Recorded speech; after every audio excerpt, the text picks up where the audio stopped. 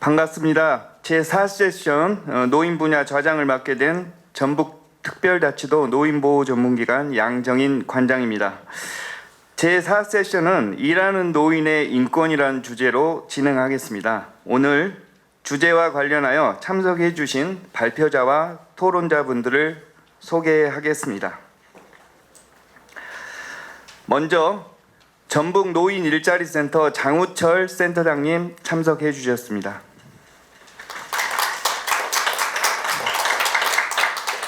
네, 다음 전주시 비정규직 노동자 지원센터 유기만 국장님 함께해 주셨습니다. 전북 여성가족재단 여성정책연구소 조막내 연구위원님 함께해 주셨습니다. 네, 마지막으로 노동법률사무소 세길 이장우 노무사님 함께해 주셨습니다. 먼저 이번 회의 진행 방식에 대해 간단히 말씀드리겠습니다. 먼저 주제 관련 네 분의 발표를 모두 듣고 종합 토론으로 의견을 나누고자 합니다. 방청객을 통해 제시된 의견에 대해서도 함께 고민하고 답변하는 시간을 갖도록 하겠습니다. 주어진 시간 내에서 조금 시간을 좀 준수해 주셔야 저희들이 마지막 토론 시간을 좀 확보할 수 있습니다. 제가 혹시 시간이 조금 너무 늦어지면 조금 끼어들 수 있다는 점 양해해 주시기 바랍니다. 발표하시는 분들을 위해 정면에 모니터를 준비했으니 모니터를 참고하시고 컨트롤러로 조정을 해주시면 되겠습니다. 먼저 전북 노인 일자리센터 장우철 센터장님께서 노인 일자리와 인권이라는 주제로 발표해 주시겠습니다. 네, 안녕하세요. 전북 노인 일자리센터 장우철입니다. 아마 이런 주제가 흔한 주제는 아닌 것 같은데 또 우리 어르신들의 일자리와 인권이라는 것을 주제로 해서 이런 좋은 기회를 주셔서 너무 감사드립니다. 그래서 우리 노인이라는 말을 쓸 수밖에 없는데 우리 노인복지법에 65세 이상 인구를 이제 노인이라고 했기 때문에 명칭을 그렇게 쓰면 좀 이해해 주셨으면 고맙겠고요. 또 오늘 이제 아무래도 일자리가 있다 보니까 근로자 얘기가 나오겠지만 이제 보편적으로 저는 포괄적으로 어르신 노인들에 대한 인권 또 일자리와 연관된 인권에 대해서도 조금 나중에 후반부에서는 논의하도록 하겠습니다. 오늘 발표 순서는 이제 어차피 이제 우리 고령화되는 우리 이제 전체적인 인구 현황이라든가 또 어떤 그에 따른 문제점 또 일자리가 어르신들은 노인들은 두 가지로 분류될 수 있거든요. 국가가 주는 재정 지원 일자리 사업과 또 우리 이제 민간 취업 일자리 그다음에 이제 어떤 일자리 확대 방안에 대한 또 여러 가지 그런 대안들을 한번 제시해 보도록 하겠습니다. 먼저 저희가 지금 이제 2020년대 들어서 이제 중요한 인구의 변화가 있습니다. 그래서 생산 연령 인구가 감소되고 고령 인구가 증가되고 또 유선 인구가 감소하는 시점이 이제 2020년대에 이제 도래하게 돼 있고요. 이제 기하급수적으로 그때부터 이제 고령 인구가 확 늘어나게 돼 있습니다. 그래서 우리 노인 인구가 이제 꾸준히 급성장한다는 말을 쓸 수밖에 없는 상황이 지금 되고 있고요. 저희가 이제 2022년이 중요한 기점이 이제 인구의 이제 보너스 시대, 인구가 늘어나는 시대에서 이제 줄어드는 인구 오너스 시대를 지금 맞이하고 있고요. 또 이제 우리 고령 인구가 이제 올해 드디어 이제 1000만 인구를 돌파했습니다. 그래서 이거는 이제 그 다음 장에도 이제 알 수 있지만 저희가 이제 인구가 전체 인구 대비 노인 인구가 7%가 넘으면 고령화 사회, 14%가 넘으면 고령 사회, 20%가 넘으면 초고령 사회로 진입했다 이렇게 하는데 우리 대한민국이 올해 드디어 20%를 돌파해서 초고령 사회로 진입하는 해입니다. 올해가. 그래서 전국적으로 보면은 저희가 이제 17개 광역자치단체가 있는데 16개 자치단체가 이미 고령화 사회에 진입했고 그중에 9개 자치단체가 초고령 사회에 진입한 현실로 나타나 있습니다. 전체적인 각 자치단체별로 인구는 참조해 주시기 바라고요. 전라북도가 3, 4등 정도 하고 있는데 이는 이제 우리 전남 같은 경우는 광주라는 대도시가 있고 또 경북은 대구라는 대도시가 있는데 이걸 빼면은 실질적으로 강원하고 전북이 거의 뭐 1위가 되지 않나 싶습니다. 이런 현상을 이제 전라북도로 이제 고령 인구를 좀 알아보면요, 저희 전북은 이미 2019년 7월달에 초고령 사회로 진입했습니다. 그래서 올해는 벌써 뭐 25% 인구가 고령화 사회를 접어들고요. 이걸 조금 이제 60대로 낮춰보면 우리가 이제 60세 하면 뭐 한갑이라고 해서 한갑잔치 하잖아요. 그래서 이제 지금 이제 65세 이상 인구는 이렇게 임실이 뭐 장수 이런 무주 이런 쪽이 이제 지금 많지만 이런 것을 60세로 낮춰보면은 한 5살만 낮춰보면은 여기 보신 대로 7개 시군이 올해 말에 50%대로 한갑잔치를 치룬 우리 60대 이상이 이제 50%가 되는 시군이 이렇게 군 단위가 7개가 생깁니다. 그래서 올해 12월 말쯤 되면은 2명 중에 1명은 60이 넘었다 이렇게 생각하시면 됩니다. 뭐 나머지 시군도 뭐 그렇게 여유롭지는 않습니다. 그래서 이제 이런 고령화가 이제 노인들이 이제 어떻게 보면 이제 많아지는 거죠. 옛날에 우리 농경사회 때는 어르신들이 별로 없어서 뭐 존경도 받을 수 있고 또 많은 대우도 받고 그러는데 이제 흔해지다 보니까 이제 많은 문제가 생깁니다. 그래서 이제 지금 대표적으로 지금 수도권이나 이런 데는 노 시니어 존이라는 게 생겨서 우리가 뭐 근로자로 뭐 지금 차별받고 이런 문제가 아니라 아예 매장에 들어오지 말으라고 나이 먹었다는 이유만으로 이제 아예 출입을 금지하는 곳들이 지금 늘어나고 있습니다. 그리고 뭐 자세히 화면 보시면은 안내견은 환영합니다 이런 문구도 있는데 어르신들은 출입을 제한하는 우리 어떤 차별적인 지금 이제 업소 업장 이런 데도 지금 많아지고 있고요.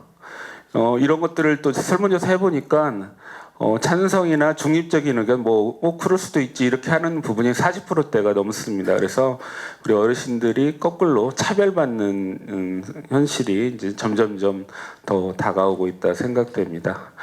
이제 이런 가장 이제 인권적 차별 이런 게 이제 어떤 빈곤율 이런 것도 좀 중요한데요. 저희가 이제 OECD 국가 중에서 노인 빈곤율이 제일 높은 나라이고요. 또 그에 따라서 지금 1인 가구가 엄청 늘어나고 있는데 그 중에서도 우리 노인들이 빈곤율이 이제 혼재됐을 때 제일 높고요. 또 농촌 지역이 가장 빈곤율이 높아집니다. 그래서 농촌에 사는 1인 가구 노인분들이 제일 가난하다 이렇게 이제 말씀드릴 수가 있겠습니다. 그래서 이제 어떻게 보면은 노후에 우리 세 가지 이렇게 보장 체계가 있는데 요게 뭐 대비해서 평균적으로 보면 65세 이상의 연금으로 지금 받는 돈이 한 65만 원 정도 됩니다. 지금 저희가 1인 평균적으로 한 150만 원 이상은 있어야 뭐 최저적으로 살 수 있다 그러는데 우리 대한민국에 사는 어르신들은 노인들은 한 65만 원 정도 받고 있다 생각하시면 될 겁니다. 그래서 이제 이런 게 증가를 하더라도 뭐 크게 증가 추이가 수급률이 높지 않기 때문에 좀 어렵게 사시고요. 또 개인 사업이나 이런 걸 때 파산율도 지금 갈수록 늘어나는 현실이고요. 그에 따르다 보니까 아무래도 이제 자살을 생각하는 노인들이 많은데 이제 그 이유도 이제 경제적 어려움이나 건강 문제 이런 문제들로 극단적인 생각을 하시는 분들이 많아지는 것 같습니다. 그래서 연령이 더 높을수록 이런 자살률이 높아지는 것을 통계적으로 자료를 보고 알 수 있습니다. 그래서 노후 준비가 가장 문제고 이에 따라서 하는데 결국은 일을 해야만 살 수 있는 구조다는 거죠. 그래서 일자리 문제가 단순히 어떤 노후에 내가 일을 한다 이런 단순한 게 아니라 결국은 우리 생명의 연장이고 그에 따른 여러 가지 인권적 측면에서 중요한 사항이라고 봅니다. 그래서 국가에서도 어떤 개인들의 연금을 못 주는 거에 대해서 보완적으로 노인 일자리 사업을 지금 많이 확대하고 있습니다. 여러분들도 주변에 돌아가시면 보면은 그 조끼 입고 이렇게 좀 죽고 휴지도 죽고 이러신 분들이 노인일자리 참여자라고 보시면 돼요. 그래서 이제 국가가 그분들한테 이제 지금 29만 원 이렇게 돈 드리고 있는 건데 이제 그런 사업을 이제 재정 지원, 이제 국가가 돈을 지원해서 일자리를 만드는 사업. 인데요. 그거 뭐 여러 가지 사업이 있습니다. 공공형, 뭐 민간형, 뭐 여러 가지 사업들이 나열되어 있는데요. 이건 이제 추후에 저희가 이제 좀 기회가 있으면 자세히 설명드리고, 지금 현재 저희가 한 100만 명 이상의 분들에게 일자리를 제공하고 있고, 작년 기조로 2조 원을 넘었습니다. 이게 많은 예산과 많은 인력들을 분들한테 돈을 드린다고 하지만 아까 1,000만 명이라고 그랬잖아요, 노인 인구가. 근데 그 한 10분의 1 정도의 어르신들한테 이 정도 참여시키고 있다는 것을 이제 알 수 있고요. 그래서 뭐 수행 기간 수도 이제 급격히 늘어나고 사업단 수도 급격히 늘어나고, 이제 여기에 참여하는 노인자 참여하는 기관들이 시니어크로 뭐 대한노인의 노인복지관 여러 가지 기관들이 참여하고 있고, 뭐 담당자 수도 늘어나고 있고, 근데 뭐 부족한 게 현실이죠. 이걸 노일자리가 인기 직종이다 보니까 많은 분들이 참여하고 싶은데 이제 기회가 그만큼 이제 많이 없지만, 이제 이게 뭐 다른 지역에 비해서 그럼 전라북도는 얼마나 많이 어르신들한테 일자리를 제공하고 있냐 봤더니 경기, 서울 다음으로 저희가 세 번째로 많은 분들에게 일자리를 드리고 있습니다. 이게 다 이제 국가 예산이거든요. 이제 국비 50%, 도비 20%, 시군비 30% 해서 국비 50%, 지방비가 50%인 거죠. 그래서 매칭 사업입니다. 그래서 지방에서 50% 매칭하는 거기 때문에 지방비가 많이 지금 들어간다는 것을 알 수 있습니다. 그래서 전라북도가 세 번째로 높은 지방비를 투여하면서 지금 어르신들한테 도내 어르신한테 일자리를 제공하는 것을 볼 수 있습니다. 그래서 뭐 어떤 일자리에 대한 높은 수요는 뭐 여러 가지 통계 자료에서도 이제 보시는 것이 나타날 수 있고요. 또 계속 국가에서도 확대하겠다. 근데 이제 예산이 이제 얼마나 늘어나느냐에 따라서 뭐 달려 있는 것 같고요. 근데 중요한 것은 뭐냐면 이 재정 자립도가 높아야, 아까 지방비 매칭 사업이라고 했잖아요. 그래서 국가가 50%를 주더라도 확대하더라도 지방에서 매칭이 안 들어오면 우리 어르신들한테 많은 일자리를 드릴 수가 없습니다. 지금까지는 우리 뭐 지사님이나 시장 군수님들이 없는 살림에서도 많은 부분들을 할애했지만, 전라북도가 아시다시피 재정 자립도가 최하위이다 보니까 앞으로 어떻게 늘릴 것인가에 대한 고민이 많이 들어갈 것 같습니다. 그리고 일자리에 참여하시는 분들에게 설문조사를 해보면 대부분 생계비나 용돈, 건강유지 순으로 생계비나 용돈 분야에서 많은 그 효능감을 느끼고 계시는 것 같아요. 그래서 이런 금전적 지원 확대가 어르신들한테는 많이 필요한 것 같습니다. 그래서 지금 저희가 올해도 86,714분한테 지금 일자리를 드리고 있으면서 점점점 그 확대 폭을 넓혀가고 있지만, 뭐 도내 어르신들도 뭐 한 10분 중에 한 분 정도 참여하시는 비율이기 때문에 좀 더 많은 지원이 요청된다고 하겠습니다. 그래서 이제 순위는 뭐 임실군, 모주군 뭐 이런 순으로 나가 있고요. 우리 이제 지금 최대 그 인구 대비 참여율이 높은 시군은 이제 장수군을 필두로 해서 여러 지금 일자리를 참여하는 시군들이 이제 상위권, 뭐 하위권 이렇게 해서 군 단위별로 뭐 또 시군별로 저희가 이제 통계 자료를 가지고 있습니다. 그다음 한 큰 축이 이제 민간 취업 일자리 분야인데, 뭐 제가 자세히 얘기하지 않아도 그 다음 우리 발표하시는 우리 국장님께서 다음 섹션에 뭐 민간 취업 분야 좀 구체적으로 해주실 건데, 저는 이제 대략적으로만 말씀드리겠습니다. 그래서 노인 취업 분야에서 우리 이제 60세 이상 취업률이 지금 갈수록 높아지는 거예요. 근데 이게 좋은 거냐, 나쁜 거냐 이렇게 물어볼 때, 우리가 해외 사례들 보면, 복지국가들 보면은 60 넘어서 일 않는 게 좋은 거잖아요. 근데 이제 저희 우리나라는 아무래도 이제 이렇게 60이 넘어서도 일을 할 수밖에 없는 상황이다. 이런 게 사회복지를 공부한 사람으로서는 좀 슬프기도 합니다. 한편으로는. 근데 이제 어쩔 수 없는 상황이니까 저희가 이제 이렇게 토론도 하고 분석도 해보고 이에 따른 여러 가지 대안들을 이제 우리 토론하실 분들이 이따 추후에 논의해 주실 걸로 믿겠습니다. 그래서 갈수록 그 60세 이상 취업률들이 이제 높아지고 있는 자료들을 통계 자료에서 많이 볼 수가 있습니다. 그리고 고용률도 계속적으로 높아지고 있고요. 근데 이제 이 분야 어디 부분에 이제 우리 노인들이 취업하고 있냐, 뭐 관리자 전문가 분야는 갈수록 줄어들고요. 통계 자료 볼 때 단순 농무 종사자가 더 늘어나고 또 우리 농림원업 쪽 이런 분야로 확대되고 있다는 걸 알 수 있고요. 이런 걸 좀 구체적으로 보면은 원래 우리 민간 취업 분야에서 우리 아버님들은 주로 이제 경비원, 어머님들은 청소원으로 대표됩니다. 근데 이제 요즘 이제 어머님들은 이제 청소에다가 더해서 이제 돌봄 분야, 서비스 분야로도 이제 여성의 일자리들은 좀 다양해지면서 확대되는데 문제점들은 우리 아버님들의 일자리들이 갈수록 좀 어렵다는 것을 이제 통계 자료에서도 알 수 있습니다. 그래서 그 뭐 도표에서도 나이가 들수록 단순 농무 종사자 비율이 높아지고요. 농림호흡 또 그다음 뭐 서비스 종사 이렇게 좀 이제 다양하진 않지만 어르신들의 일자리들이 정해지는 것 같고요. 상용 근로자보다는 임시직, 일용직들이 이제 늘어나고 창업하시는 분들 중에서도 이제 고용원이 없는 자영업자 비율이 이제 노령층에서는 확 좀 늘어나고 있는 추세입니다. 그래서 임시 근로자들 증가로 비정규직의 규모가 확대되는 것을 저희 이제 통계 자료로도 알 수 있습니다. 그래서 갈수록 우리 노인분들은 일하시길 원하세요. 어디라도 무슨 일인데 하겠다. 또 이제 그거에 대해서 이제 왜 그렇게까지 일을 하셔야 돼요? 이렇게 물어보면은 생활비에 보태기 위해서라는 게 압도적으로 많습니다. 그래서 지금 어떤 노후 대비가 거의 안 돼 있다고도 볼 수 있고 아까 제가 앞서서 말씀드린 대로 이 빈곤율하고도 많은 연관이 있다고 볼 수 있습니다.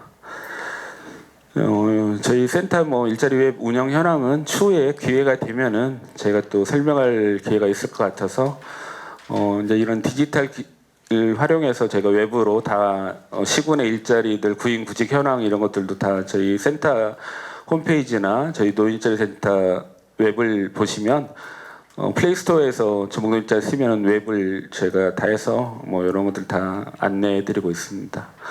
그러니까 그 기회가 되시면은 그걸 좀 참조해 주시면 감사하겠습니다.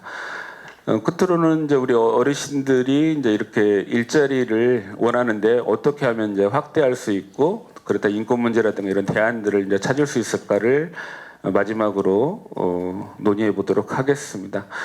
이제 뭐 저희 우리나라뿐 문제뿐만 아니라 지금 전 세계적으로 이 고령층의 일을 시니어들을 그 취업 현장에 참여하고자 하는 욕구는 강합니다. 뭐 멀리 갈 것도 없이 이웃 나라 우리 일본만 보더라도 대부분 취업 현장에 우리 노인들이 활동하고 있는 것을 많이 볼 수 있고요. 또 이제 세계적인 기업에서도 이제 우리 노인들의 일자리들을 좀 확충하고 있는 상황입니다. 이거는 뭐 어쩔 수 없이 젊은 층들이 좀 줄어드는 영향도 있고 또 기업에서도 많은 노하우를 가지신 우수한 인재들을 놓치지 않기 위해서 뭐 확대하는 부분도 있습니다. 그리고 이제 여러 가지 이제 우리 시니어의 강점 분야들을 이제 잘 지금 활용하고자 하는 욕구는 있지만 뭐 현실적으로는 뭐 그렇게 녹록하지는 않습니다. 뭐 우리가 이제 뭐 후에 우리 지금 토론자분들께서 정년 연장이라든가 뭐 법적 규제라든가 또 뭐 퇴직 연령 뭐 여러 가지 이런 제도적 특성 때문에 뭐 현실적으로는 많은 노인들이 일을 하고 싶지만 일할 수 없는 또 좋은 일자리라는 것을 가질 수가 없는 환경적인 요인들이 오히려 더 많이 있습니다. 그럼에도 불구하고 우리가 이런 강점들을 계속 인식 개선을 통해서 우리에게도 일자리를 계속적으로 갖게 하는 그 여러 가지 노력들이 필요하지 않을까 생각됩니다. 그래서 이제 인재 확보 차원에서는 또 기업들에서 어떤 이제 높은 임금보다는 유연한 근무라든가 어르신들이 원하는 이런 복지 혜택들을 좀 발굴해서 같이 이제 노력도 해야 되겠고요. 또 이제 효과적인 고용 방안들을 같이 이제 논의하는 이런 자리들이 많이 필요할 것 같습니다. 그래서 이제 이거는 이제 어떤 뭐 선택적 사항이 아니라 우리 대한민국 앞으로 미래가 밝으려면은 노인 인구를 활용하지 않고서는 이제 세금으로만 예산으로만 이 현실을 타개한다는 것은 불가능합니다. 그래서 60세라는 정년 또 어떤 노인 인구라는 그 65세라는 노인 인구에 대한 그 연령적 문제, 그게 다른 게 이제 복지 혜택이 많이 또 좌우되고 이런 것을 지금 아이들이 줄어나고 세금 낼 분들은 줄어들고 있는 현실에서 언제까지 방치한다면 우리 대한민국도 미래가 좀 불확실하지 않을까 하는 생각입니다. 그리고 뭐 우리 여러분 주변에서 보시면 60세 이상 분들이 다 청년들 아니겠습니까? 우리 지금 군단위 가보면 이장님들 연세가 거의 70이 다 넘었어요. 그래서 우리 청년 그 창업 뭐 이렇게 교육 가보면 50대 한두 분 앉아 계시고 다 60대 이상이 군단위에서 앉아 계시더라고요. 그래서 여기 왜 앉아 계시냐 그러면 내가 우리 동네 청년이라고 해가지고 다 앉아 계신 현실이니까 여러 가지 이런 것들을 좀 반영해서 이제 앞으로 정책을 만들어야 되지 않을까 생각됩니다. 그래서 이런 그 고용 확대라든가 이런 인권 문제에서도 이제 이런 정년제도 개편 또 계속 고용의 어떤 법제적 마련 또 우리 이제 도에서는 이제 조례 같은 거를 좀 만들어 가지고 제가 이제 이걸 지속적으로 어떻게 확대할 것인가 이거를 국가 그 정부한테만 맡기면은 정부는 중앙 정부는 아무래도 이제 수도권 위주로 갈 수밖에 없습니다. 그래서 지금 가장 심각한 우리 전라북도가 좀 선제적으로 이런 노인 문제 또 노인의 일자리 문제들을 좀 제도적으로 만들어 보고 또 우리 가장 인구 비율이 높은 우리 고령층에 대한 특별한 대안이 전라북도가 좀 선제적으로 나와야 되지 않는 생각이 듭니다. 또 아까 노 시니어 존 이런 현상에서 보듯이 이제 디지털 기계가 이제 너의 일이 아닙니다. 우리가 이거를 다루지 못하고 활용하지 못하면 시대적으로 뒤처지는 문제가 아니라 이제 존재할 수 없는 또 인권의 사각지대로 또 떨어질 수밖에 없거든요. 이걸 어르신들한테만 맡기지 말고 또 선제적으로 이런 디지털 교육들을 좀 확대해서 디지털 소외계층으로부터 벗어날 수 있는 이게 곧 직업의 활용도 되겠지만 살아가는 생존의 문제로 이제 받아들일 수 있도록 우리 지자체들도 많이 좀 협조를 해주셨으면 좋겠고요. 또 기업들이 또 더불어서 많은 그 대표님들이나 인사 부장님들의 인식 개선이 좀 필요한 것 같습니다. 그래서 이런 그 고령층들이 일을 할 때 오히려 더 우선적으로 좀 채용해주고 연령 차별이라든가 이런 것들을 좀 기업에서도 적극적으로 좀 협조해주고 활용하는 방안들을 우리 중앙정부 또 지자체, 기업 이런 학계 다양하게 좀 논의해줘서 우리 어르신들이 마음 놓고 일하는 현장, 일터 이런 걸 만들어줬으면 고맙겠습니다. 추후에 자세한 논의는 우리 이제 발제자분이 또 해주실 거고 또 토론자 분께서 해주실 걸 믿고 저는 짧으나마 아주 이대로 좀 발표를 마칠까 합니다. 하여튼 들어주셔서 감사합니다. 네, 장호철 센터장님 수고 많으셨습니다. 우리 지역 현재 진행되고 있는 노인 일자리 사업의 현황과 또 대안 등에 대해서 잘 정리를 해주셨습니다. 또 시간도 잘 지켜주셔서 감사드립니다. 다음은 전주시 비정규직 노동자 지원센터 유기만 국장님께서 일하는 노인의 인권에 대해 주제로 발표를 해주시겠습니다.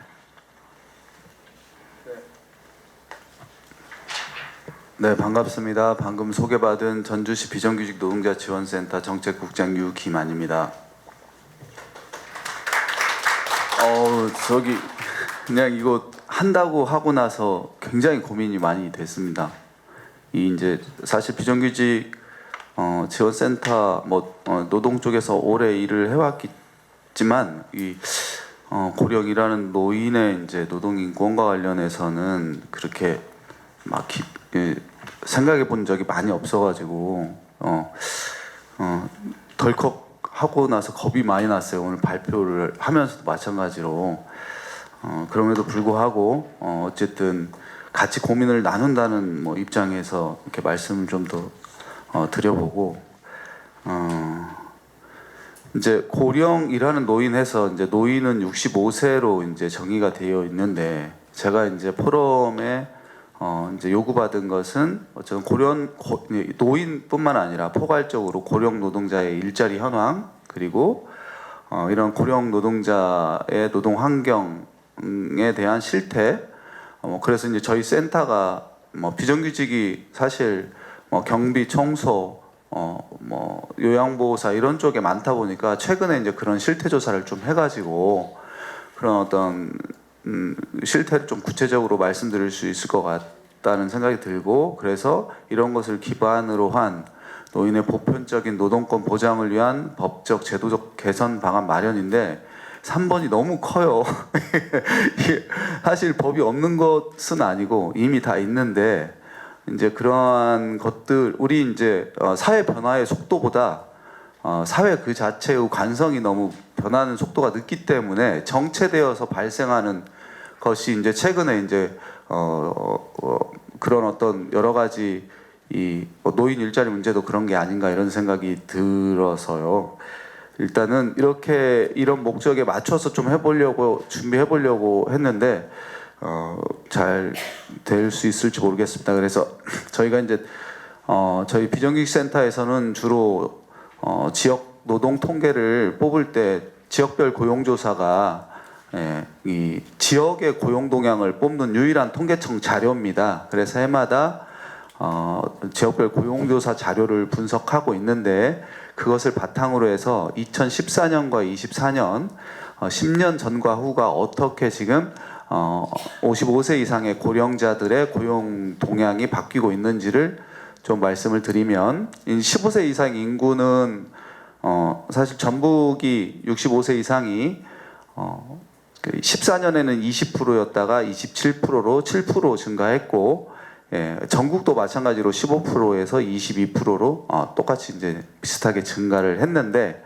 어쨌든 전북은 55세 이상이 전체 15세 이상의 46%를 차지한다는 거를 좀 볼 수 있고요. 취업자는 전국보다 훨씬 더 65세 이상, 그러니까 55세 이상이 훨씬 더 비중이 이제 전국에 비해서 큽니다. 전북은 55세 이상 미만의 취업자보다 55세 이상의 취업자가 전국에 비해서 9% 정도 더 높은 상황이고, 65세 이상은 65세 이상이 이제 9% 이상 높아서 높은 거죠. 그래서 이제 취업자 자체가 인구 대비의 취업자의 비중도 전북이 이제 높고, 그 다음에 10년 전에 비해서도 고령자층의 취업자의 진출 현황이 굉장히 높아졌다는 것을 알 수 있습니다. 성별로는 딱 10년 전 비교해 보면 여성의 65세 이상이 가장 많이 증가했고요. 남성은 65세 이상의 비중이 2014년에 13%에서 2024년에는 20%로 증가한 반면에 여성은 14%에서 24%로 성별로는 여성의 그 65세 이상이 가장 많이 증가했다. 취업자 현황입니다. 그럼 어떤 산업이 많이 증가했냐? 가장 많이 증가한 산업은 55세 이상 고령자만 뽑아가지고 이제 산업별로 얼마나 증가했는가를 봤는데, 사회복지 서비스업이 10년 전보다 5만 8천 명이 산업으로는 굉장히 많이 증가했고요. 농업이 이제 그 다음에 이제 15,000명. 어쨌든 퇴직하고 농촌으로 가는 우리 지역의 특성상 그런 것도 많이 있다라는 것을 알 수 있습니다. 그래서 고령자 중에 산업별 취업이 크게 증가한 것은 사회복지 서비스업이다라는 거고, 직업별로는 아까 말씀하신 것처럼 10년 전에 비해서 청소, 경비, 단순 노무직이 3만 3천 명 증가했고, 돌봄, 보건 및 개인 생활 서비스직이 17,000명 증가했습니다. 그래서 산업별로는 보건복지 서비스업이지만 거기에도 청소도 있고 여러 가지 그 조리를 하시는 분도 있고 해서 그런 음식 서비스업에도 마찬가지로 그런 어떤 보건복지 서비스업의 조리종사원이 늘거나 이런 걸로 해서 아마 산업은 그렇게 증가한 걸로 보입니다. 예, 평균 임금을 보면은 전북 지역의 그 65세 이상 평균 임금이 그 24년 현재 94만 원입니다. 아니 98만 원. 그리고 전국은 152만 원으로 전국보다 굉장히 많이 차이가 많이 나죠. 그래서 각 연령마다 55세 근데 55세에서 59세, 60세에서 64세 이런데 전국이 약간씩 높기는 하지만 65세 이상의 임금 격차가 제일 심하거든요. 그래서 65세 이상의 그 취업자들의 이제 그 이 임금이 이렇게 낮은 이유는 뭐 일자리에 좀 약간 질에 뭐 문제가 있지 않은가 이런 생각이 들어서 일자리를 늘리는 것과 일자리의 어떤 질을 고려하는 것이 좀 균형을 우리 지역은 좀 맞출 필요가 있는 것 같습니다. 그러니까 이제 물론 이게 참 어려운 문제죠. 이 그 일자리를 100개 만드느냐 110개 만드냐 이런 근데 이제 이런 균형점을 좀 데이터 비교를 해가지고 우리 지역이 조금 이게 질적인 면에서 좀 떨어지는 면이 아닌가 이런 거를 좀 검토를 해봤으면 좋겠고 성별 연령별 평균 임금을 보면은 여성 65세가 가장 낮습니다. 24년 전국 남성에 비해서 굉장히 매우 낮죠. 67만 원이고요. 그래서 이제 65세 여성의 그러니까 이렇게 임금이 낮은 이유는 이제 뒤에 가서 좀 더 이제 설명을 하겠지만은 초단 시간, 그러니까 방문 요양도 15시간 미만도 많고 노인 일자리도 15시간 미만이 많고 해서 굉장히 노동 시간도 적고 그다음에 임금도 적고 하는 어떤 그런 요인들이 반영이 된 거 아닌가 이런 생각이 드는데 어쨌든 가장 취약한 부분이 이제 65세 이상의 여성의 그 임금 부분이 이제 그렇고요. 어디를 이거 뭐가 눌려서 그런 것 같은데 됐습니다. 네, 노동 시간은 65세 이상의 우리 전북 지역이 전국에 비해서 주 노동 시간이 좀 적죠. 전국은 30.5시간인데 전북은 26.6시간입니다. 그래서 아까 말씀드린 것처럼 일자리의 양과 좀 이제 어쨌든 뭐 그런 것이 이제 시간으로 환산되는 것이 전북은 약간 좀 제공되는 게 낫지 않은가 이런 생각이고 이런 것들을 좀 더 비교해서 좀 살펴볼 수 있을 것 같고 나머지 연령대는 비슷비슷하거든요. 노동 시간의 어떤 그 주 노동 시간이 근데 이제 65세 이상만 주 노동 시간과 평균 임금이 전국 평균에 비해서 현저하게 낮다라고 하는 것을 좀 확인할 수 있었습니다. 특히 이것도 마찬가지로 65세 이상의 여성이 가장 낮더라라고 해서 만약에 이제 노인 빈곤 이제 노인 일자리나 뭐 노인 빈곤의 이제 노동의 문제에서 주목해서 저희들이 개선할 부분이 있다면 65세 여성의 일자리를 점검하고 그걸 어떻게 좀 강화할 필요가 있는가 이런 것들 좀 살펴볼 필요가 있을 것 같다는 생각이 듭니다. 취약 노동자 현황인데요. 그래서 이제 왜 이렇게 임금도 낮고 노동 시간도 낮은가 살펴보면은 어쨌든 이 이제 초단 시간이라고 하는 게 이제 주 15시간 이하거든요. 근데 주 15시간하고 주 14시간하고 임금 차이가 어마어마하게 납니다. 왜 어마어마하게 나냐면 주 15시간 일하는 사람은 주휴수당도 있죠. 예. 이후에 연차 휴가도 있죠. 이런 게 있는데 주 14시간은 그런 게 보장이 안 되거든요. 그래서 14시간에 이제 맞추어진 어떤 일자리들이 좀 많이 또 있기도 합니다. 이제 그런 면에서 초단 시간에 거의 7만 5천 명이 초단 시간에 거의 대부분이 60세 이상에 몰려 있다는 거. 근데 이제 이게 자발적으로 14시간만 하는 걸 원하느냐? 사실 그렇지는 않습니다. 대부분 더 일하길 원하는데 이제 14시간, 15시간 아래로 제한되는 것이 이제 좀 문제라는 거고 비정규직 비율은 뭐 당연히 높을 것이고요. 최저시급 미만은 35,757명으로 최저시급도 이제 이게 지역별 고용조사에서 계산을 하는 건데 저희가 그 아파트 공동주택 보면은 세대수가 낮고 오래된 아파트일수록 65세 이상의 고령 남성이 근무하는 경우가 많습니다. 그분들은 대부분 그냥 최저임금 전혀 무시하고 뭐 월 100만 원에 뭐 일을 하거나 뭐 그런 경우가 대부분 많아요. 그래서 이제 65 그런 경우는 뭐 경비뿐만 아니라 다른 업종 이 나이라도 고용되는 것이 어디야라고 하는 어떤 그런 약간 좀 너무 이 좀 그런데 이제 최저 수준도 보장 못 되는 경우가 많다는 거죠. 이런 것들도 이제 60세 이상도 이제 이렇게 많다라는 거를 확인을 했고 공동주택 저희가 이제 22년에 그 노동 실태 조사를 했는데 평균 연령이 전주 지역은 200명 정도를 실태 조사를 했고요. 전국보다 약간 한 살이 더 낮더라고요. 그래서 65세인데 이제 뭐 이거는 정확하지는 않습니다만 노인 분야의 일자리가 치열하다 보니까 뭐 전주 지역이 그래도 전국보다 한 살 정도 낮은 거 아닌가 이런 생각을 제가 이제 좀 해봤고요.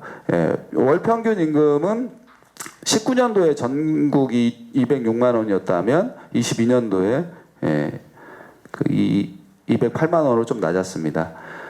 어쨌든 이제 특별히 이제 전라북도의 노력으로 이제 휴게 공간이나 이런 거를 많이 개선이 됐어요. 그런데 여전히 가장 심한 것은 입주민에게 욕설이나 무시, 구타 등의 인권 침해를 경험했느냐가 65%, 32.5%로 응답을 했다는 거고, 이제 이게 사실 지금은 이제 많이 베이비 부머 세대들이 퇴직하고 나서 경비 직종으로 많이 나가시잖아요.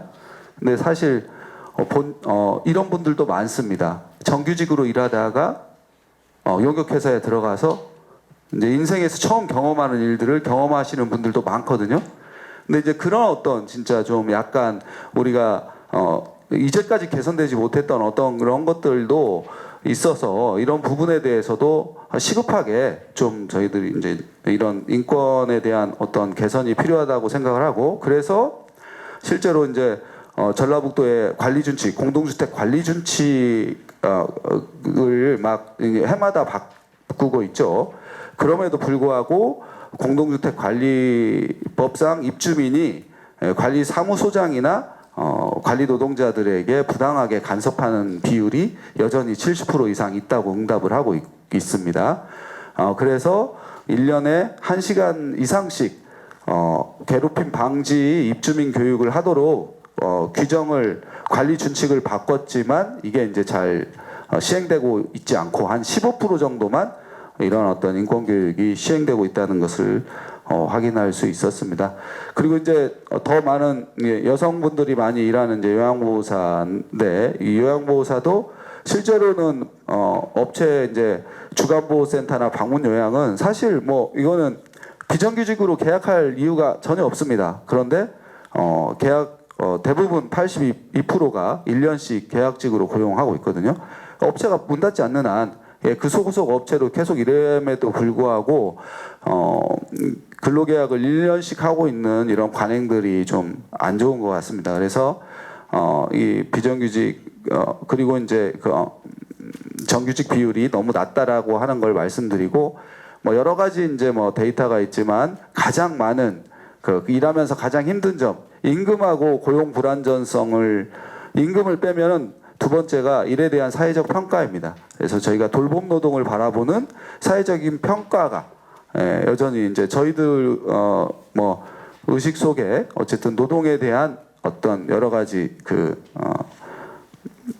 선입견들이 편견과 선입견들이 여전히 힘들게 하는 일이다 이렇게 생각을 하고 그래서 이제 어떤 것들을 가장 원하냐 했을 때 사회적인 인식 개선 캠페인이 가장 높았습니다. 그래서 저희들이 이제 이런 어떤 고령 노동 사회 속에서 노동에 대한 보편적인 어떤 인권 의식과 사회적 인식을 개선하는 것이 가장 좀 우선시 돼야 되는 거 아닌가 이런 생각이 들었고요.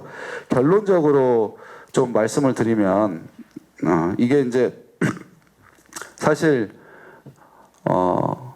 모든 사실 노인의 노동권이라고 하는 거는 저는 일반 그 국민들보다 훨씬 더 권리가 세다고 생각합니다. 왜냐하면은 헌법상 노동은 권리이자 의무죠. 근데 의무가 없는 권리만 있는 나이대는 65세 이상이거든요. 왜냐하면 사회적으로 15세에서 64세까지는 노동의 의무가 있어서 생산 가능 연령으로 분류하고 15세 이하와 65세 이상은 국가의 돌봄으로 생존 안전하게 살 권리가 있는 건데 저희가 65세 이상은 아직 아까 말씀드렸지만 국가의 책임으로 돌봄이 안 되고 있는 거잖아요. 그렇기 때문에 오히려 노동의 권리가 의무는 없이 권리만 있으니 얼마나 힘이 셉니까? 그런 어떤 생각을 제가 이번에 좀 이렇게 하면서 해봤는데 그런 면에서 더 강하게 그 65세 이상의 보편적 사회보장과 더불어서 그 노동에 대한 권리도 좀 주장을 하면 어떨까 이런 생각인데 법에는 대부분 다 그 노동 나이에 대한 차별을 금지하고 있습니다. 헌법도 그렇고 유엔 사회권위원회의 사회권 규약도 그렇고 근로기준법도 그렇고 고령자 고용법도 그렇고 그런데 고용자 고용법 제21조 2항에 정년퇴직자 재고용 시 임금을 종전과 다르게 할 수 있다라고는 이 한 줄 때문에 대부분 이제 정년퇴직 이후에 이제 임금 다시 이제 일을 시작할 때 임금이 이제 현저하게 낮아지는 어떤 이런 건데 이거는 사실 이제 시대적 흐름에 따라서나 이럴 때는 이제 좀 변하지 않을까 이런 생각이 들고 그러니까 이제 고령 노동자의 쟁점들을 보면은 일단은 가장 큰 쟁점은 그겁니다. 60세 의 정년이고 연금 수령은 65세라는 게 쟁점이죠.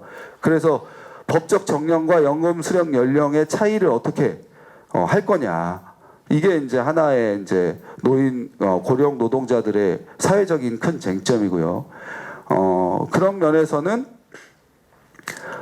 사실 지금 이제 사회적 쟁점이 된 지가 수년째 돼갔는데 그게 사회적 합의가 이루어지지 않아서 피해를 보고 있는 연령대가 바로 60에서 65세의 나이입니다. 정년하고 6개월씩 촉탁직을 하거나 1년씩 촉탁직을 할 때 그 촉탁직으로서의 또 서름이 있잖아요. 1년 계약직 내년에 또 계약하려면 잘 보여야 되고 막 이런 등등등등 문제. 고용불안과 임금차별에 대한 직면에 있는 그게 이제 이 정년 연장 문제가 해소되지 않은 이런 문제이고 65세 이상은 아까 말씀드렸던 것처럼 국가가 65세 이상을 돌봄에 있어서 너무 이제 비현실적인 어떤 연금 체계가 문제인 것 같고요. 그래서 제가 좀 더 해도 됩니까? 죄송합니다. 최근에 이제 경제사회노동위원회에서 25년 올해 5월에 그 이제 정년 문제에 대한 제안을 했습니다. 그래서 일단 사회적 합의가 있기 전까지는 계속 고용 의무로 해서 이건 좀 약간 그냥 설명 없이 그냥 넘어가면은 어쨌든 계속 고용 의무 60세 정년이 되었을 때 계속 일하고 싶은 사람은 계속 고용 의무를 기업이 좀 가져서 65세까지는 2033년까지 65세로 계속 고용 의무를 좀 두자라고 하는 게 이제 경사노위의 안인데 이제 어쨌든 지금 당장 사회적 합의에는 이루고 있지 못합니다. 그런데 이제 좀 구체적으로 제안드릴 거는 지금 현재 그 60세 이상 고령자를 고용할 경우에는 지원금을 받잖아요. 근데 이제 지원금 제도를 좀 바꿔가지고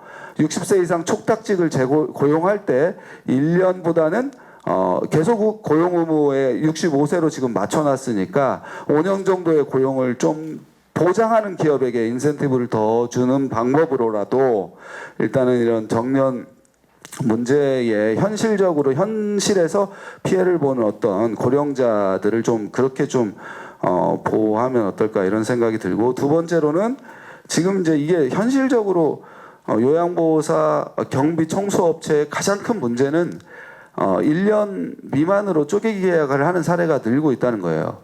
왜냐하면 청소업체도 지금 그런 사례가 사실 전라북도가 전국에 비해서는 낮지만 이게 확산되고 있습니다. 3개월이나 6개월로 이제 언제든지 이제 해고가 쉬우니까 그런 건데 이게 이제 고령자일수록 더 하거든요. 이거는 굉장히 강하게 저는 이거는 1년 미만 쪼개기 계약은 규제하고 막아야 된다 이런 생각이 드는데, 특히나 이제 공동주택이나 요양보호사 같은 경우는 공적 자금을 지원받는 어떤 민간 기업이긴 하지만 공적인 어떤 지원이 충분히 제도로서 미치고 있는 데거든요. 그래서 이런 어떤 분야에서는 쪼개기 계약을 하지 못하도록 하는 그런 규제 강화가 필요하다, 이런 걸 좀 말씀을 드리고, 저임금 문제는 저희 지역 같은 경우는 15시간 그 미만 어떤 초단기 초단시간 노동자가 많습니다. 그래서 법적으로 초단시간 노동자에게 근로기준법을 전면 적용하자는 건 전국적인 어떤 흐름일 테지만, 울산 동구 같은 경우는 구조례로 초단시간 없는 구청을 만들겠다 해가지고 최소 생활노동시간 보장제를 최초로 2023년에 도입한 지자체의 사례가 있습니다. 우리 지역도 이런 것들을 좀 더 고민해서 일자리에 참여하더라도 최소한 15시간 이상은 보장받는, 최소 시간은 보장받는 것들을 좀 도입하는 게 어떤가, 이런 생각이 들고요. 그 다음에 공동주택 경비 청소 노동자들이 지금 뭐 임금도 임금이지만 지금 현재 처해 있는 어려움이 뭐냐면, 최저임금이 오를 때마다 휴게 시간을 늘리고 노동 시간을 줄여와 가지고 노동 강도가 세졌어요. 그래서 사실 이제 세진 노동 강도에 따라서 표준적인 어떤 노동 시간도 좀 보장하는 어떤 이런 제도가 있어야 된다, 이런 생각이 들고, 가장 그 중요한 거는 저는 인권교육의 확대라고 생각을 합니다. 그래서 공동주택이나 그 방문요양이나 제가 노인복지 시설도 이용자에 대한 인권은 중요시하는데 거기에서 일하는 노동자들에 대한 인권은 잘 안 살펴보거든요. 그런 면에서 보면은 이용자 일하는 사람들의 인권을 위해서 그런 인권교육도 중요하고, 인권교육보다 더 중요한 거, 우리 사회에 가장 필요한 것은 대화와 토론을 해서 작업장 규율을 스스로 만들어가는 것이 가장 저는 시급한 우리의 문제라고 생각하고, 우리 지금 한국 사회 직장 내 괴롭힘 진정 건수, 그리고 이제 전라북도도 뭐 인권위원회 진정하는 건수들이 늘어나는 것은 그만큼 현장에서의 민주적인 토론 문화가 정착되어 있지 않다는 거죠. 그래서 노사협의회 구성과 그리고 노사협의회를 통한 이제 토론과 이런 걸 통해서 직장 내 괴롭힘이나 인권 문제도 사전에 예방하고 함께 이제 토론하는 그런 어떤 문화로 일자리가 좀 변해야 된다, 이런 생각이 들고요. 노동에 대한 전 사회적 인식 변화인데, 이걸 사실은 저는 이게 인권 옹호자 포럼이잖아요. 근데 가장 원론적인 생각을 저는 해봐야 된다고 봅니다. 가장 원론적인 생각이 뭐냐? 이제 노동이라고 하는 것 자체가 이미 시대에 따라서 노동의 의미도 바뀌잖아요. 그렇죠? AI 시대, 이런 시대에 노동의 의미는 우리 현대를 살아가는 현대인에게는 어떤 것인가? 이게 이제 근본적인 전환으로 생각을 해야 될 때가 됐다고 보거든요. 그리고 이제 지금은 이제 기본소득 사회로 전환하자라고 하는 얘기도 나오고 있는데, 이런 면에서는 훨씬 우리가 사회적인 어떤 노동에 대한 인식이나 바라보는 관점도 근본적으로 생각할 필요가 있다, 이런 생각이 들고요. 정말 죄송합니다. 하나만 1분 내로 마무리 좀 해주시면. 1분 내로 이제 그 하버트 사이먼이라는 노벨 경제학 수상자가 한 얘기 중에 하나가, 개인이 얻은 소득의 90% 이상은 그 사회 공동체가 가진 공통 자산의 덕이다, 이런 겁니다. 막말로 얘기하면 제가 월급 받는 거 90%는 제 덕이 아니고 사회 공통의 자산 덕이라는 거예요. 그러니까 세금을 얼마나 내야 될까요? 우리가. 그러니까 이제 복지국가일수록 임금의 50%를 세금으로 내고 보편적인 복지를 확대하는 방안이잖아요. 그렇죠?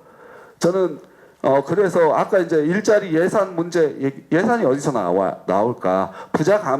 부자 증세뿐만 아니라 저희가 이런 인식 속에 우리가 한 달 일해서 번 돈의 90%는 사회적 자산 덕분이라고 하는 인식의 전환 속에서 저는 이제 기본소득 사회로도 갈 수도 있고 아니면은 진짜로 노동에 대한 사회 공동체 전체가 노력을 통해서 이제 함께 그러니까 사회 전체의 생산력이 증대되는 방식으로 전환해야 되지 않은가 이런 생각으로 발제 마치겠습니다. 죄송합니다. 네. 네, 유기만 국장님 수고 많으셨습니다. 우리 지역의 고령 노동자의 노동 환경과 또 개선 방안, 대안에 대해서 다양하게 말씀해 주셨습니다. 자, 다음은 전북 여성가족재단 여성정책연구소의 조망래 연구위원님께서 노인이 존중받고 행복한 일터 만들기 위한 소고라는 주제로 발표해 주시겠습니다. 네, 열띤 두 발제를 듣고 나니까 제가 준비한 게 어느 부분은 좀 중복이 되는 부분이 있어 좀 줄여서 이야기를 하는 게 더 필요하겠고 유기만 국장님 하실 말씀이 더 많으신 것 같은데 제가 토론하는 시간을 좀 줄여서 이따 말씀하실 시간을 더 드려야 되지 않나 이런 생각도 들었습니다.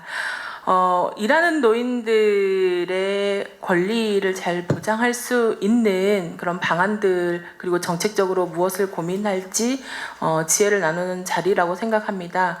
토론을 하게 돼서 이제 영광이라고 생각하는데요. 제가 인권 전문가는 아니지만 지역에서 이제 두 분 그 발제자님께서 말씀하신 것처럼 노인들이 주로 참여하고 있는 요양보호사들에 대한 근로실태 연구를 진행하고 있습니다. 그래서 오늘 토론으로 섭외된 것 같습니다. 자장님 제가 이거 컨트롤해야 하는 걸까요? 예, 네. 직접 해주셔야 될 것 같습니다. 알겠습니다. 네. 그래서 이제 제가 오늘 이제 나누고 싶은 이야기는요, 우리 지역의 돌봄 노동자, 대표적인 돌봄 노동자인 재가방문 요양보호사들의 다양한 어떤 근로 특성들을 좀 살펴보려고 합니다. 그래서 이분들의 다양한 인권 침해 사례라던가 내지는 열악한 상황들을 좀 공유하고요. 그 다음에 이분들을 위한 제도적인 지원들이 없는 게 아닙니다. 그래서 어떤 정책적인 노력들이 이루어지고 있는지, 그럼에도 불구하고 우리가 여전히 열악한 상황에 있는 이분들을 위한 정책적인 고민들을 어떻게 하고 어떤 방향으로 나아갈지를 중심으로 토론을 진행해 보도록 하겠습니다. 그림이 보이실지 모르겠는데요.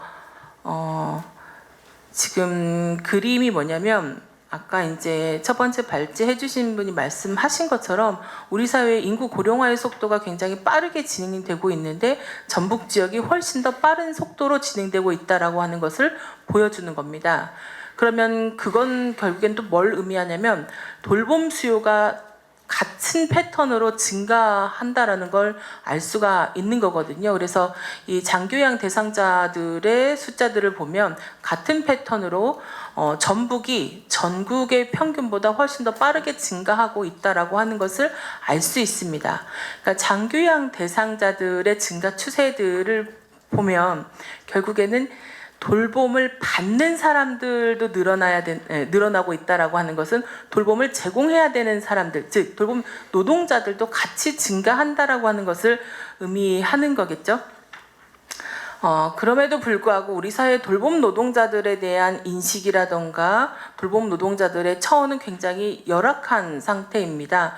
방금 유기만 국장이 말씀하셨던 것처럼 돌봄 섹션에서 일하고 있는 여성 노동자들의 임금이 굉장히 낮고 또 단기간 계약으로 인해서 고용이 굉장히 불안정하고 말씀드리고자 하는 방문요양보호사 같은 경우에는 이용자의 사정에 의해서 비자발적인 실직 상태를 경험하는 분들이 절반 이상입니다.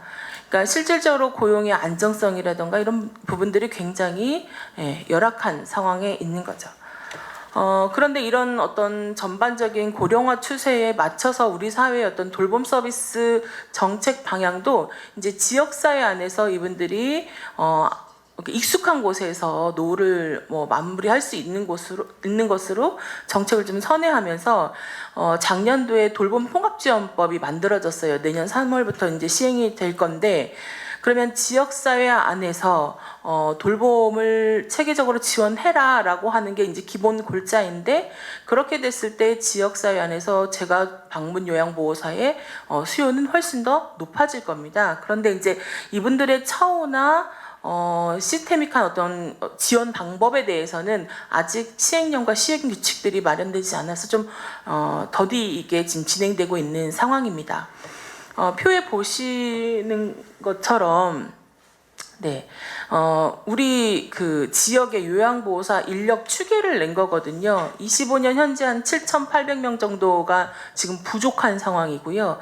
2028년도가 되면 한 13,000명 정도가 지금 돌봄 인력이 부족한 상황이라고 합니다. 그러니까 지속해서 고령화가 되는 상황에서 돌봄 서비스 수요는 늘어나는데 여기에 대응할 수 있는 인력들은 굉장히 부족한 상황이란 걸 알 수가 있습니다. 그런데 이분들이 일하고 있는 노동 환경은 어떠냐? 굉장히 불안정하고 안전하지 않은 노동 환경이라는 거죠. 그러니까 기존에 나왔던 연구들을 토대로 해서 이분들의 노동 환경들을 좀 종합해 보면 일단 돌봄 서비스 공급 주체는 대부분 민간입니다. 그러니까 우리 사회 복지 서비스가 발달해 온 이 과정들과 그 맥락은 같이 하고 있는데요. 민간에서 서비스 제공을 하고 있다 보니까 실질적으로 이분들의 고용 안정성이 담보되지 못하고 있는 그런 문제들이 있는데, 그래서 거기에 대응하기 위해서 사회서비스원을 통해서 돌봄 서비스를 공공에서 제공해보자라고 하는 노력들이 있어 왔죠. 이제 서울시 사회서비스원에서 그래서 재가 돌봄 서비스를 공공에서 이제 고용계약을 통해서 안정적으로 서비스를 제공하려고 했는데 이제 서울시의회에서 사회서비스원을 해체해버렸죠. 어쨌든 그 결과들을 보면 돌봄 서비스 제공자의 연령도 하향되고요. 고용이 안정되는 것 자체로도 사실은 이분들의 처우는 개선된 측면들이 있는데, 노동 시간을 보장해주고 시간 베이스의 페이가 아니라 월급제로 운영을 했기 때문에 이분들은 훨씬 더 안정적으로 근무를 할 수 있었어요. 그러니까 그런 것들이 결국에는 돌봄의 공공성을 확보하는 일인데, 지금 대부분의 지역에서 우리 사회에서 돌봄 서비스 공급 방식은 민간 중심으로 이루어지고 있어서 아직 갈 길이 멀었다라고 생각이 됩니다. 2020년도 인권위원회에서 요양보호사들의 이 처우에 관한 조사들을 좀 한 적이 있는데요. 요약해 보면 대부분 일하면서 받는 부당한 대우들이 굉장히 많은데, 이 아까 이제 국장도 말씀하셨던 것처럼 쪼개기 계약을 한다거나 아니면은 정규직이 아니고 비정규직으로 고용 계약을 한다는 것, 그다음에 일방적인 뭐 해고가 있다라거나, 그다음에 시간의 수당이 지급되지 않는 부분들, 그다음에 심각한 문제 중에 하나가 업무 범위가 명확하지 않아서 서비스 이용자로부터 업무 외 요구사항들이 많이 있었다라는 거예요. 예를 들면 제가 들었던 사례들은 이제 김장철에 뭐 김장을 돕게 한다거나 뭐 마늘을 까게 한다거나 과도하게 가사노동을 요구한다거나 이런 부분들이 굉장히 비일비재하게 나타났다라는 거죠. 그리고 급여 수준은 굉장히 최저임금 수준에 맞춰져서 뭐 열악한 건 이야기할 것도 없고, 또 휴게 시간이 보장되지 않는 문제들은 사실은 재가요양보호사뿐만 아니라 돌봄 서비스를 제공하는 대부분의 노동자들에게 동일하게 적용되는 그런 어떤 문제점들이라고 생각할 수 있을 것 같습니다. 그것뿐만 아니라 이제 간호사들이나 사회복지사들하고 이제 파트너십을 통해서 일을 하고 있지만 대부분 그분들이 관리자예요. 이런 관리자들의 잘못된 이제 인권 인식으로 인해서 다양한 권익 침해 현상들도 발생하게 되고, 또 돌봄 대상이 이제 노인들로부터 받는 어떤 성적인 어떤 권익 침해 현상들도 많이 경험하는 것으로 나타났습니다. 그러니까 이런 다양한 열악한 노동 여건들, 이런 사례들은 다양한 연구들에서 쭉 보고가 되고 있는데요. 우리 지역에서도 2024년도에 요양보호사들의 근로실태 조사를 통한 어떤 열악한 근로 상황들을 확인할 수가 있습니다. 88%가 아까 말씀하셨던 것처럼 계약직 고용 계약을 맺고 있고요. 그다음에 시간당 급여는 연차 수당이라던가 주휴수당 이런 것들을 다 포함함에도 불구하고 최저임금 수준에 못 미치는 것으로 나타났고요. 말씀드렸던 것처럼 비자발적인 실업들 그리고 업무하고 관련된 질병, 특히 이제 요양보호사들 같은 경우에는 돌봄 과정에서 발생할 수 있는 가장 흔한 어떤 질환들이 근골격계 질환들이거든요. 그러니까 이거는 업무로 인해서 장기간 어떤 어려움에 건강상의 어려움을 초래하는 양상이기도 합니다.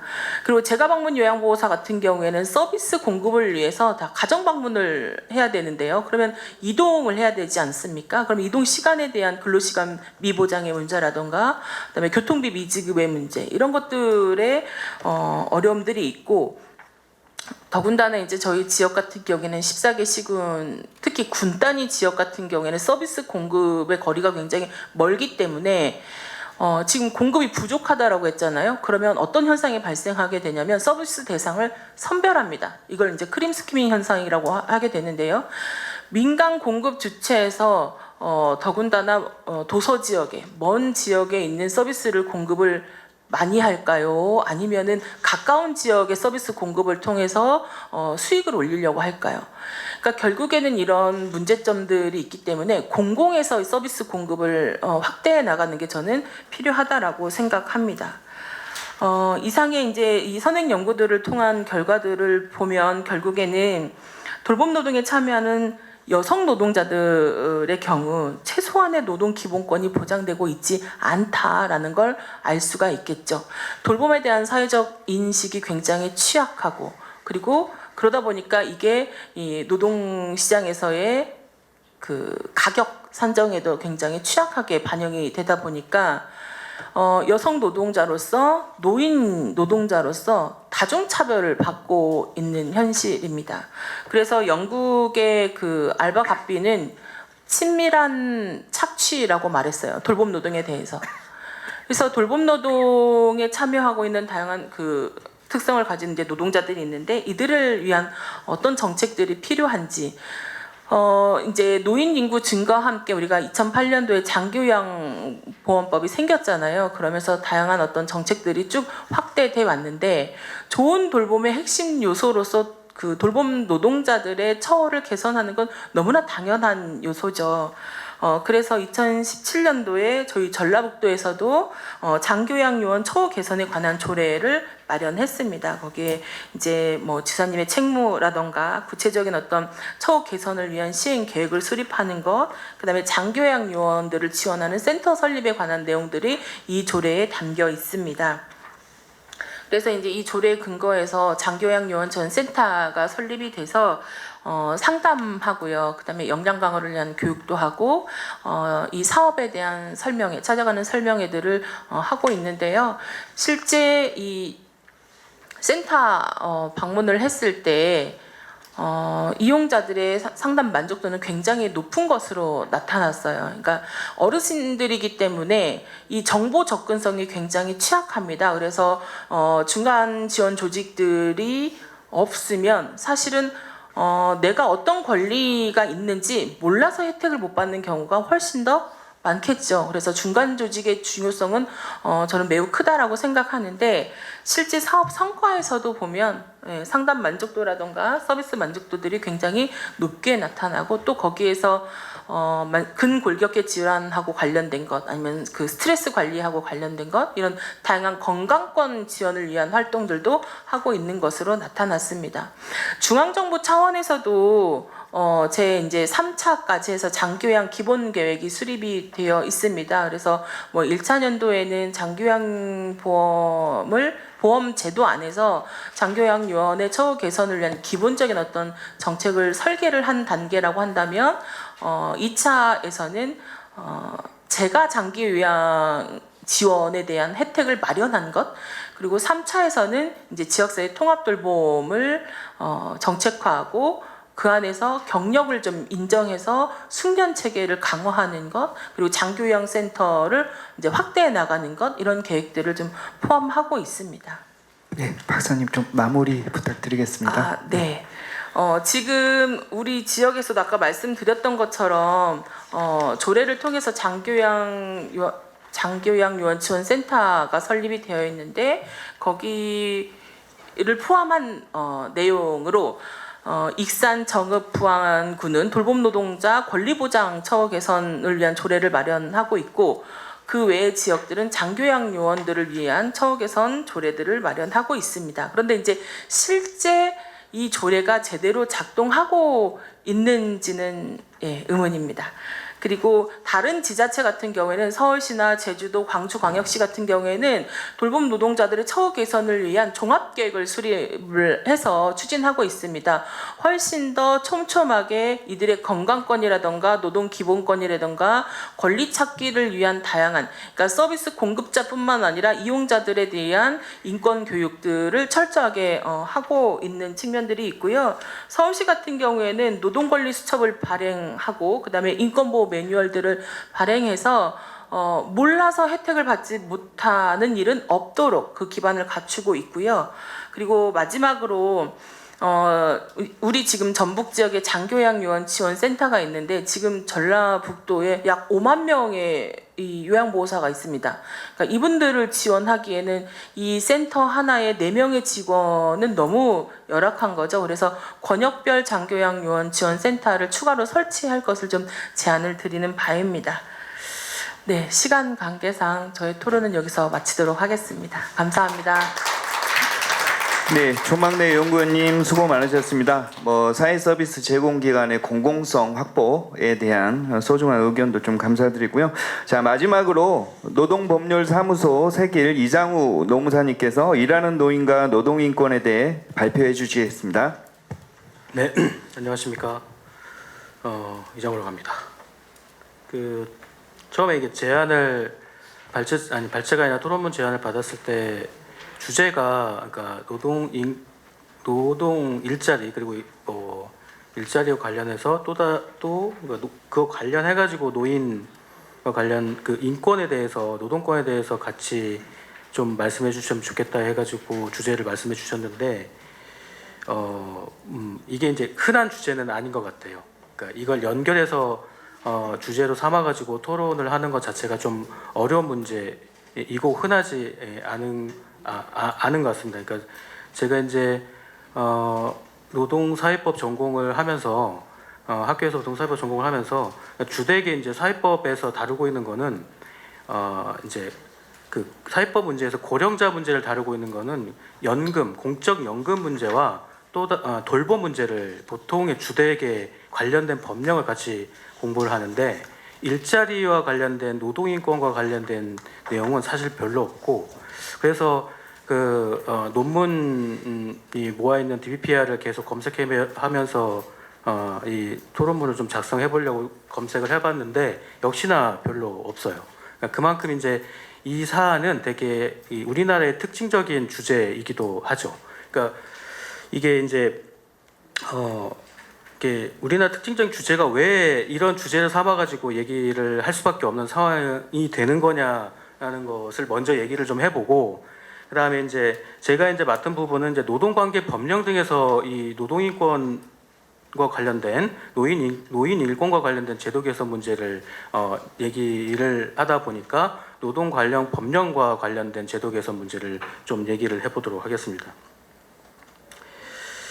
아까 말씀드렸듯이 우리나라에서 그러니까 노인과 일자리 문제를 관련해 가지고 보통 얘기를 하는 저희가 생각하는 대부분의 문제는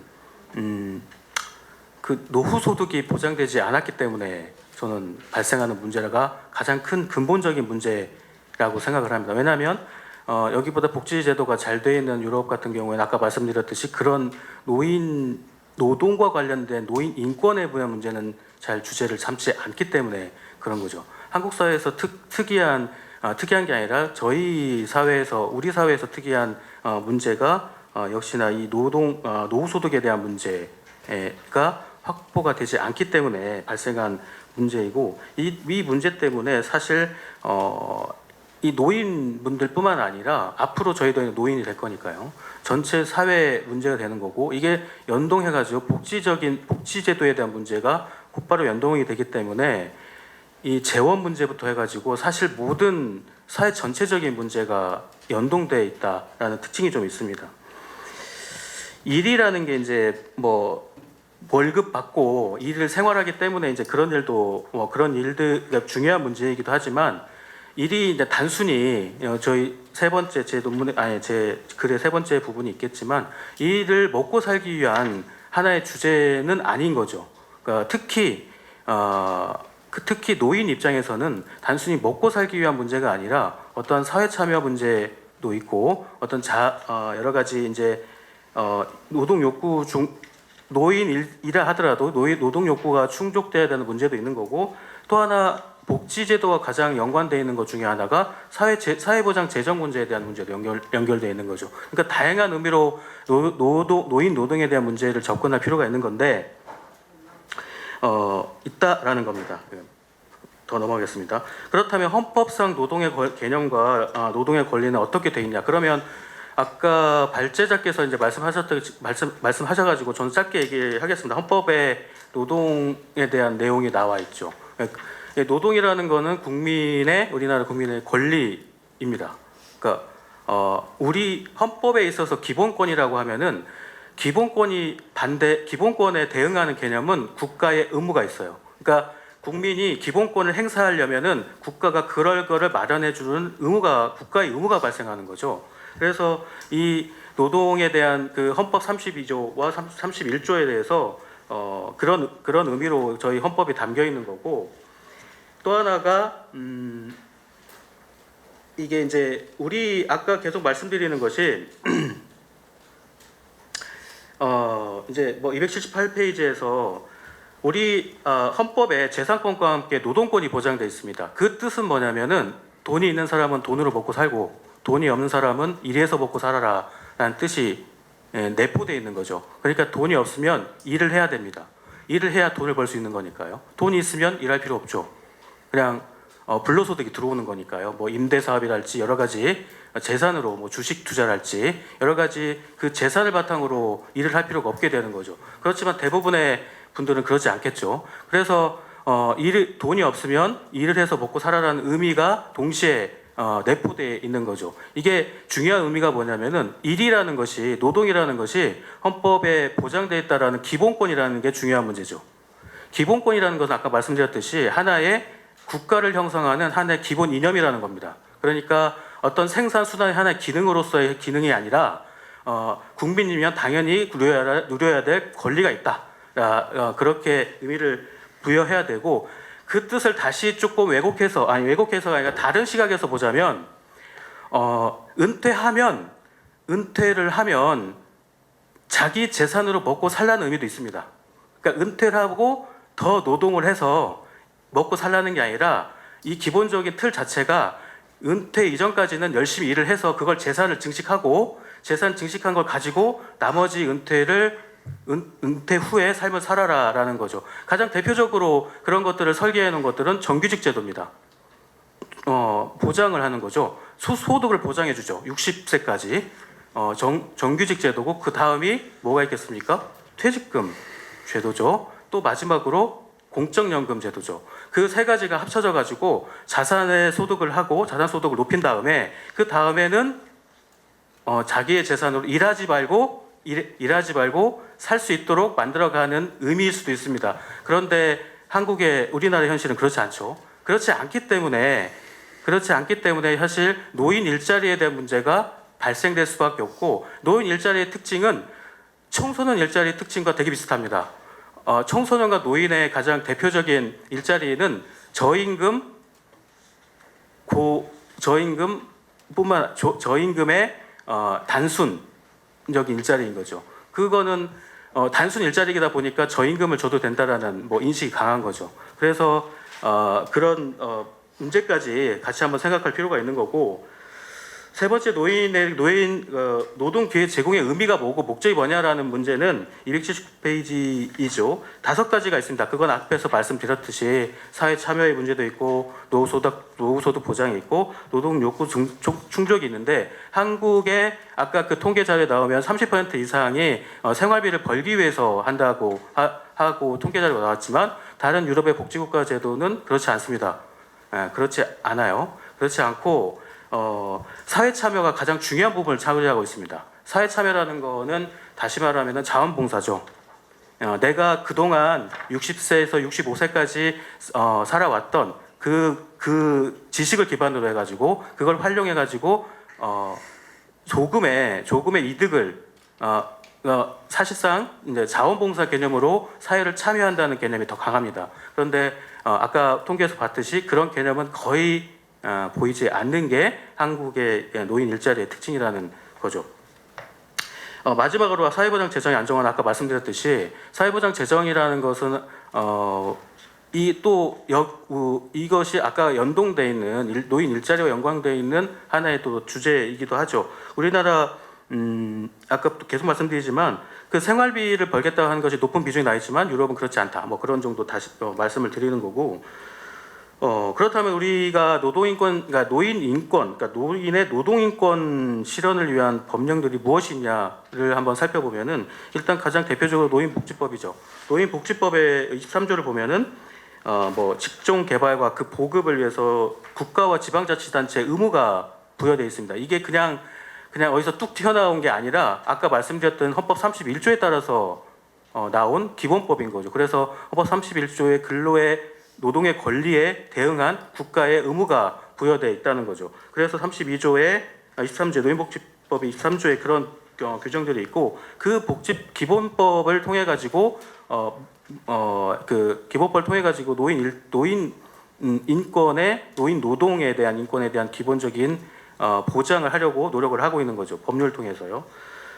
노인과 또 노동이 결합됐기 때문에 노동법에서도 분야가 있습니다. 아까는 그 노인과 관련된 복지와 관련된 법률이고 이번에 보면은 고용상 연령차별 금지 및 고령자 고용 촉진에 관한 법률은 노동법 분야 노동관계 법령에서 이제 연령차별을 금지하는 내용이 담겨 있는 법률이 있습니다. 이 내용도 그러니까 연령을 차별하지 말아라. 그러니까 나이가 많이 들었기 때문에 뭐 임금을 적게 줄 수가 없어서 법령상 그러니까 최저임금은 뭐 얼마인데 또는 어느 회사에 급여가 500만 원인데 월 급여 500만 원인데 단순히 노인이라는 나이가 많다는 이유로 또는 그냥 나이가 많다는 이유로 400만 원 주겠다. 뭐 이거는 금지되어 있는 거죠. 그래서 그런 어떤 법률적 보호 제도가 일단 있고요. 거기에 이제 하나 이제 제가 생각하는 중요한 문제는 고용 지원 제도입니다. 그러니까 고용을 하면 지원을 하겠다라는 제인 거죠. 거기에 보면은 국가 지방자치단체는 그런 제도를 만들어야 되고 뭐 50세 또는 이제 300인 이상 사업장에서 몇 세 이상 고령자를 고용을 하면 조세도 감면해주고 여러 가지 혜택을 주게끔 만들어 놓는 거죠. 그러니까 이거는 간접적인 지원 방안인 거죠. 그러니까 강제로 못하게 하게 강행법규로 못하게 하고 아까 말씀드린 대로 차별을 못하게 하는 강력한 그 강행법규, 그러니까 안 지키면 형사처벌 받아요. 그거는 형사처벌 받는 거와 동시에 그거를 자율적으로 이행하게 되면은 지원을 해주겠다라는 법률이 동시에 내용이 담겨 있는 거죠. 그 중에 하나가 이제 조세를 감면하는 것도 있고 그 고령자 고용 촉진 장려금이라는 게 있습니다. 노동 그 고용 지원 기금에 의해서 고용 기금에 있습니다. 그거는 노동 그 사회복지 기금이 아니라 고용 기금에 있는 제도이긴 한데요. 그건 정년 연장을 하거나 그 회사에서 정년 연장을 하거나 또는 이제 정년에 도달 후 재고용을 하는 경우에 그런 경우에 한 명당 얼마를 지원해주겠다는 내용이 있는 거죠. 이것도 대표적인 고용 지원 제도 중에 하나입니다.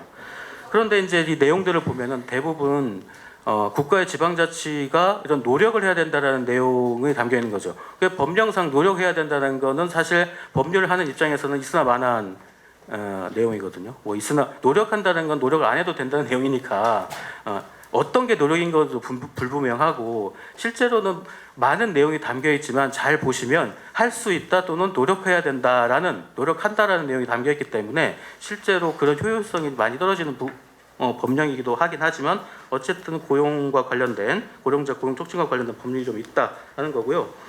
아까 말씀드렸던 게 먼저 나왔네요. 연령차별 금지를 해야 되는 거고요. 그거는 고용정책기본법에도 있습니다. 고용정책기본법에도 연령차별 금지가 있고 아까 이전에 말씀드렸던 연령차별 금지에 관한 법률도 등등등 법률에 있죠. 그런데 뒤에 이제 나올 때 같이 얘기를 하겠지만 이거를 위반하게 되면 연령을 차별하고 이거를 위반하게 되면 인권위원회 국가인권위원회에 진정을 제기할 수 있습니다.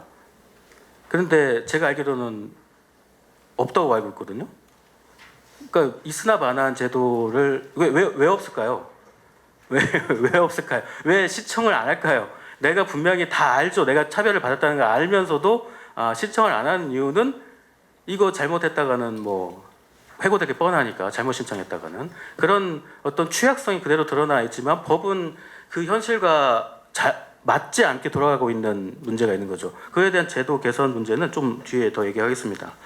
그리고 정년제도가 지금 현재 60세로 강제로 돼 있어요. 그거는 올해 그 입법 당시에 되게 논란이 많았죠. 어떻게 이건 사기업도 당연히 60세입니다.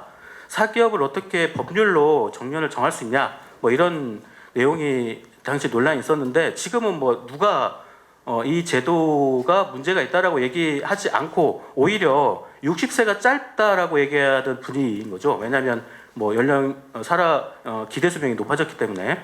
그런데 이제 그 60세로 한다라고 돼 있는데 지금 잘 안 맞죠. 왜냐하면 지금 뭐 이미 공공기관 같은 경우에는 그 청소 용역이 청소나 환경 뭐 형광미화 시설 관리 같은 직역 같은 경우에는 고령자 친화 직종이라고 해가지고 특별히 별도로 이제 취업 규칙을 만들어 가지고 연령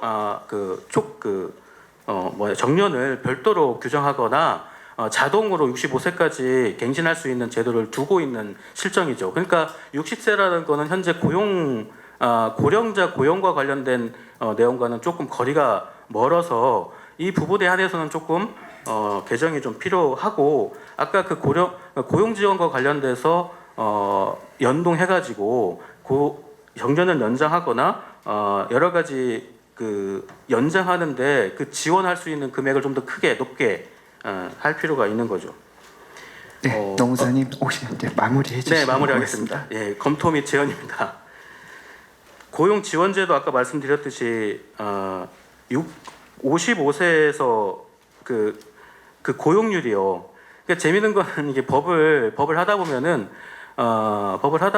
그 틈이 있어요. 틈이. 근데 그 고령자 그 관련 고용 촉진법에 고령자가 55세 이상부터입니다. 그러니까 다시 말씀드리자면 55세부터 59세까지의 그 연령대의 취업률이 높습니다. 그러니까 왜 취업률 높게 하냐면 의무가 몇 개의 기관 공공기관 같은 건 의무가 있고 보고할 의무도 있고 여러 가지 행정적인 절차가 있기 때문에 그거를 맞추기 위해서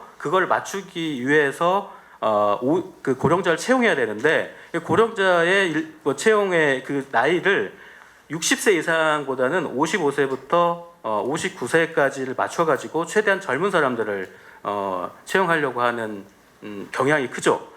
그런 것들에 대한 내용들을 조금 개정할 필요가 있다라는 내용이고요. 그게 그러면 뭐 시간이 없지만 그럼 왜 55세로 했을까요?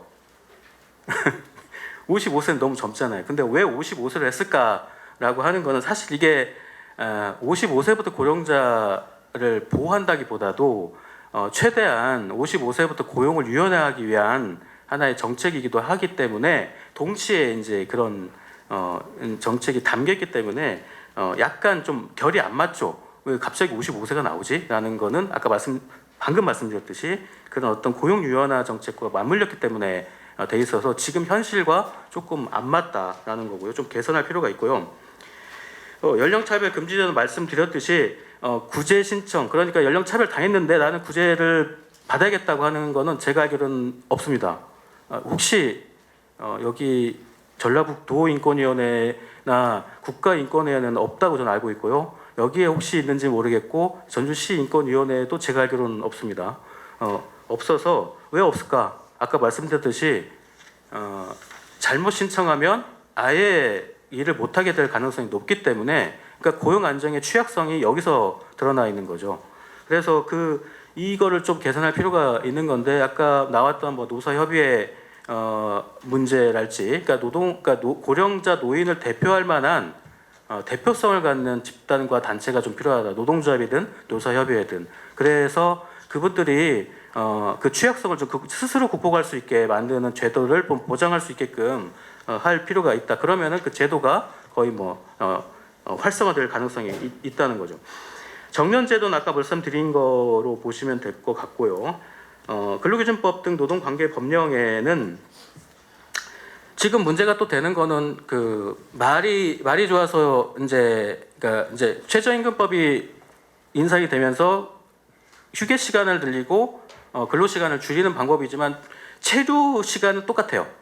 체류 시간은 똑같아서 사실상 근로 임금 하락 효과가 있는 거고 그래서 그거는 이제 어떤 제한이 없기 때문에인데 청소년 노동자 같은 경우에는 만 18세 연소 노동자 같은 경우에는 근로 시간 제한이 명확하게 있습니다. 연장 근로도 안 되고 제한이 있고 그런 것처럼 노인 노동자에 대한 그 근로 시간 제한이 좀 필요하다라고 얘기를 주변 교수님께 말씀했더니 아무도 채용 안 할 거다.